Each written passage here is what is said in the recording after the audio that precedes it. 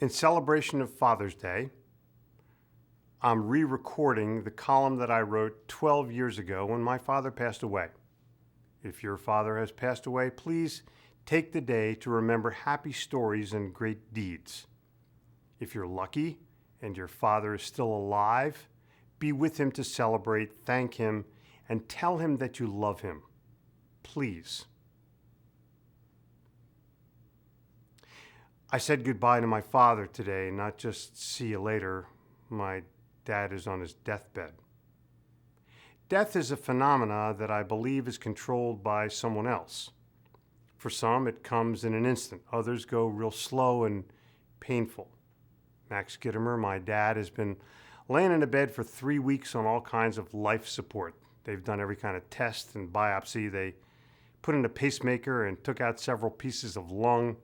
In the process, they cut a hole in his throat to replace the breathing tube in his mouth. These are referred to as procedures. What they do is cut you open, cut something out, or insert something new, and sew you back up. Then they heavily sedate you for days and put tubes and wires on every part of your body to keep you alive. Sound horrible? Looks worse. Hospitals are not a fun place at the end of life. I spoke with one of his doctors on the phone who was matter-of-fact as an IRS agent at an audit. He said, due to the infection and scar tissue in the lungs, your dad will have to be on some kind of artificial breathing support for the rest of his life, or he can choose to go on his own without life support and pass away. That's about it. After being under sedation for 3 weeks, they intend to wake him up and give him a choice of artificial life or death. Which of these choices, I ask you, is worse? I went to my dad's bedside and told him what was about to happen. Even under sedation, I'm certain he heard me. He kept trying to move as though he was listening and wanted to say something, anything, a word, a final statement. But the machines and the tubes keeping him alive were also preventing him from speaking. So I began to say goodbye. I called his name and identified myself so that he would get a bit clear from the sedation. He stirred and pinched my finger to tell me he was listening. I tried to be upbeat, no crying. Hey, remember the time you and Arnie played touch football against me and Michael and you ran around and I couldn't catch you? That was the last time we raced. You always won. I started to cry. I reminded him of visiting day in 1960 when parents came to summer camp for the weekend to visit their children. The camp counselors played against the fathers. My dad came up to the plate and hit the ball out of the field of play and over the tennis courts. The counselors gave him an ovation. I was proud. My dad was the best of all the other guys' dads. And fathers want to be the same for their sons and daughters, to be proud of them. In one of our recent conversations, he said, "Sonny boy, the old man's real proud of you." I just said, "Thanks, Pop." But inside, I was as fulfilled as possible. Now in the hospital, I'm by his side at what may be the last time we communicate. I thanked him for his wit and his wisdom. I told him it was okay to choose to die, that he would come back again. All the good ones return in some form.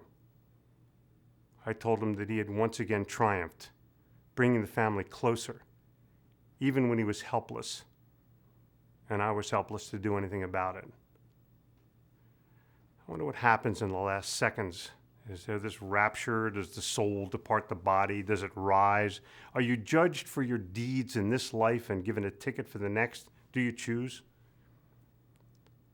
My brother Josh cleared it up for me. He said, there are no answers, only questions. Max Gitomer was a master salesman, the kind that made friends, made people laugh, gave them confidence, and kept people as friends for years after the deal was done. He was the best kind of salesman. Max was a warrior, a never quit, never stop trying sales warrior. He knew what it took to make the deal happen and had negotiating nerves of steel.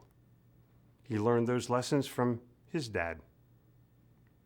My dad never let me come to him with a problem unless I also had my version of a solution. He never actually said I was wrong in my thinking. He would just say, "You got it all figured out, son?" And that always meant there was more thinking to do. "You know what I hate about your old man?" my buddy Duke said to me one day. "He's never wrong." Duke loved my dad and hung on his every word of advice. So did I. "Don't offer anything you wouldn't be willing to accept," Max would always say after he sealed a deal. I learned a lot from my dad. His ways, his philosophies, and his humor will forever be intertwined with mine.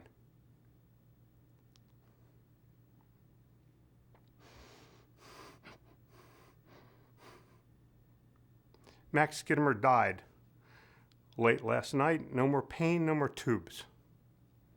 The passing of a parent always brings to mind the stories of growing up.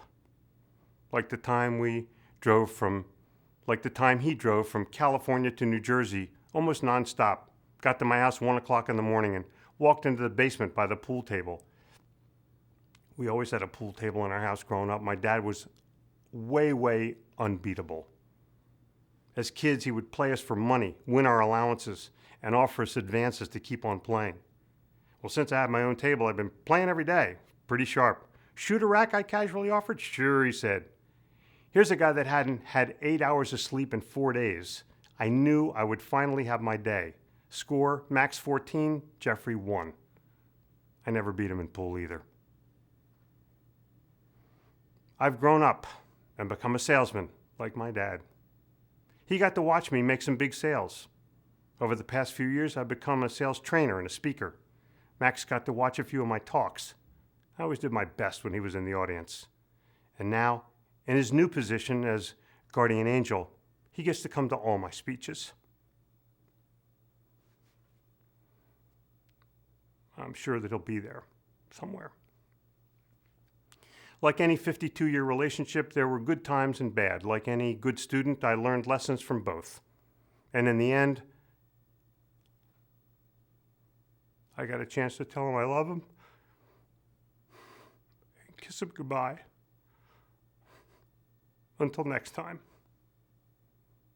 I'm sure that there will be a next time.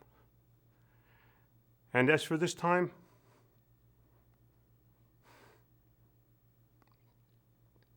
my dad was proud of me. What else better can there be? What finer gift could you wish from your father?